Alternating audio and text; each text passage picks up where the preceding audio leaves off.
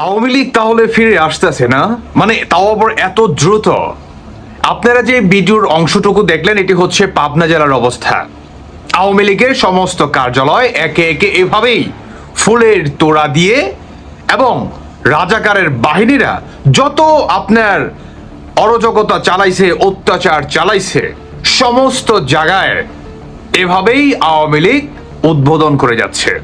আস্তে আস্তে আরো দ্রুত আকারে সেটা সক্রিয় হবে ইনশাল্লাহ। সেটি পুরো বাংলাদেশ ঘিরে বাংলাদেশের জনগণ অচিরেই দেখতে পাবে। আওয়ামী লীগকে নিশ্চিহ্ন করার মতো ক্ষমতা কারো নেই ইনশাল্লাহ, কারণ আওয়ামী লীগ মানেই বাংলাদেশ, বাংলাদেশ মানেই হচ্ছে আওয়ামী লীগ।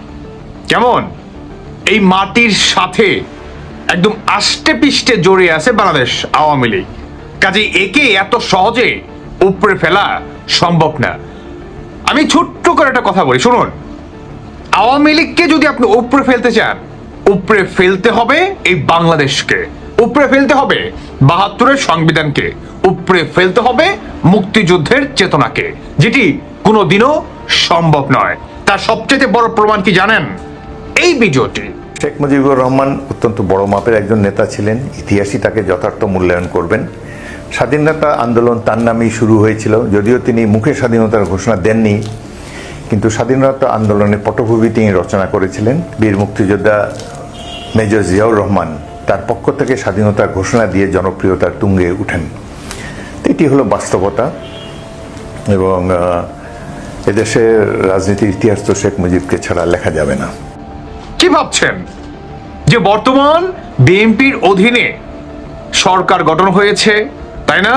জামাত, এনসিপি, বিএনপির জোট, তাই না? মানে তাদের অধীনেই তো নির্বাচন হলো, বা তারাই বর্তমান সংসদে বসে আছে। কথা হচ্ছে মাননীয় স্পিকার উনি বলছে বঙ্গবন্ধু, আর বঙ্গবন্ধু নিয়ে উনি কি বললেন সেটি তো আপনারা নিজ কানেই শুনলেন। আর মনে হয় না এটা নিয়ে ভালোভাবে আলোচনা করার প্রয়োজন আছে, মনে হয় না ব্যাখ্যা করার প্রয়োজন আছে। শুনুন, আওয়ামী লীগকে যদি আপনি উপরে ফেলতে চান, বাংলাদেশের কোটি কোটি মানুষের হৃদয় কেটে আপনাকে বুড়িগঙ্গার নদীতে ফেলে দিতে হবে। সেটি যেমন সম্ভব নয়, তেমন আওয়ামী লীগকেও উপড়ে ফেলা সম্ভব নয়। কারণ আওয়ামী লীগ কোনো আগাছা নয় যে আপনি একদম মাটির তল থেকে উপড়ে ফেলে দিবেন, সার ছিটাই দিবেন, সেটা আর হবে না। তবে বাংলাদেশে যদি কেউ বলে সাংবিধানিক সরকার কে, আমি এখন আপনাকে বলছি, আমরা তিনটা সরকার যদি পাশাপাশি নিয়ে আসি, ইউনূস সরকার, উনি কে ছিলেন? উনি ছিলেন একজন অনির্বাচিত, অসাংবিধানিক কিন্তু জনসমর্থিত সরকার। আর আজকের যে সরকার, নির্বাচিত কিন্তু অসাংবিধানিক, কারণ সংবিধানের ভিতরে নাই, সংবিধান মোতাবেক আমরা আসেন নাই নির্বাচনে।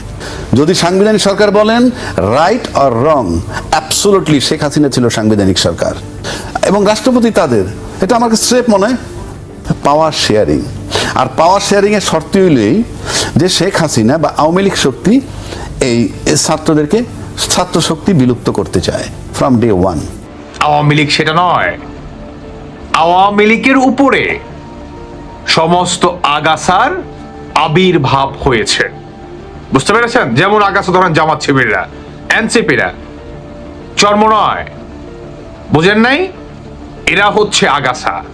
এদের জন্ম হয়েছে আওয়ামী লীগের উপর দিয়ে। কারণ আওয়ামী লীগ মানেই বাংলাদেশ, বাংলাদেশ মানেই হচ্ছে আওয়ামী লীগ। আওয়ামী লীগ ফিরে আসছে অতি দ্রুত। আওয়ামী লীগ আরো দ্রুত কামব্যাক করবে, যেটি রাজাকারদের আত্মার কাঁপন আরো তীব্র আকারে বাড়াই দিবে ইনশাআল্লাহ। দর্শক বন্ধুরা, আপনারা প্রস্তুত হন। আমাদের নেত্রী কিন্তু সেই দিকেই আহ্বান দিচ্ছে। আওয়ামী লীগের তৃণমূলের যেই শক্তি, তারা কিন্তু সারা দেশে বিভিন্ন জায়গায় সেভাবেই আপন শক্তিতে জ্বলে উঠছে। কাজেই সেই শক্তিকে আরো ভয়ঙ্কর আকারের শক্তিতে পরিণত করার জন্য সবাই ঐক্যবদ্ধ হন। এটাই সময়। মাথায় রাখবেন, লোহা গরম থাকতে থাকতেই জায়গা মতো কাজে লাগাতে হবে। দর্শক বন্ধুরা, ঘাবড়াবেন না। আওয়ামী লীগ অতি দ্রুত কামব্যাক করছে ইনশাল্লাহ। এটি হচ্ছে তার সবচাইতে জলজান্ত প্রমাণ। জয় বাংলা, জয় বঙ্গবন্ধু। বাকিটা আপনাদের ব্যক্তিগত মতামত অবশ্যই জানিয়ে যাবেন। আল্লাহ হাফেজ, আসসালামু আলাইকুম।